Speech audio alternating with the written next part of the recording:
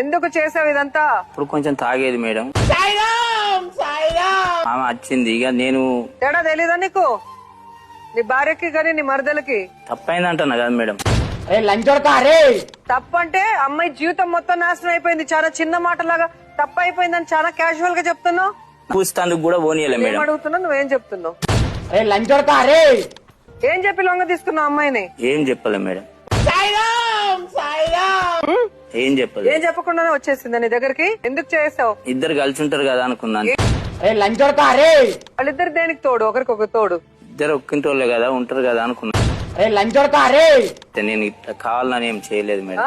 అసలు ఏం పని చేస్తామని ఇద్దరిని ఉద్ధరిస్తానంటున్నావు? ఆటో నడుపుతాం మేడం. ఆటో ఎంత వస్తుంది? 300 400 వస్తుంది.